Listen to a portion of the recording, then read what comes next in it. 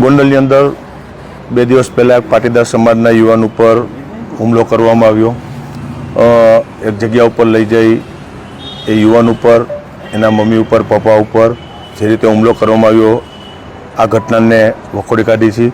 કારણ કે પાટીદાર સમાજનો યુવાન હોય કે કોઈ પણ સમાજનો એક નાનો એવો યુવાન આ રીતે જાહેરની અંદર બોલાવી અને મારવામાં આવે એ વ્યાજબી નથી। આ ઘટનાને વખોડી કાઢે છે। આજે અમે આગેવાનો સાથે અલ્પેશભાઈ ટોલરિયા, ભરતભાઈ બોગરા, આજે અમે હોસ્પિટલ ખાતે અમે બધા આવ્યા છીએ।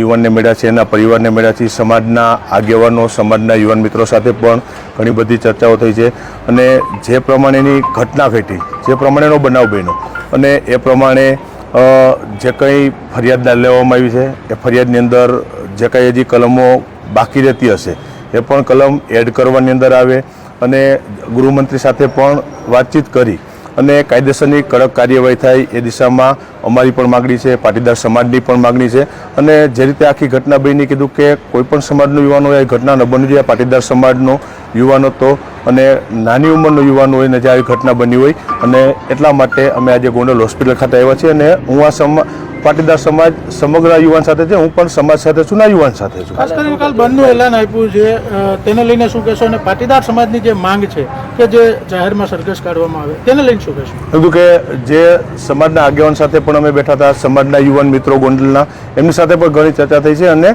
એક આગળ ગૃહમંત્રીશ્રી સાથે વાત કરીને પણ જે સમાજની માગણી છે એ સ્વીકારવામાં આવે અને એ પ્રમાણે કાર્યવાહી થાય દિશામાં અમે આગળ પ્રયાસો કરશું। ખાસ કરીને આજે તમે જે પરિવાર સાથે મિટિંગ કરી છે તો આવતીકાલે શું ગોંડલ બંધ રહેશે? કીધું કે સમાજે બંધનું એલાન આપ્યું છે એટલે એ પ્રમાણે આગળ ચાલુ રહેશે અને કીધું કે આજે અમે સમાજના આગેવાનો સાથે પણ અમે મળ્યા છીએ। આ જે યુવાનને મારવામાં હતો યુવાનને પણ અમે મળ્યા છીએ, એના પરિવારને પણ મળ્યા છીએ। એટલે સ્વાભાવિક રીતે શું ઘટના ઘટી હતી, શું કેવી રીતે બનાવ બન્યો તો આખું જાણ્યું છે ને એ પ્રમાણે કાર્યવાહી થાય એ પ્રમાણે પ્રયાસો કરશું।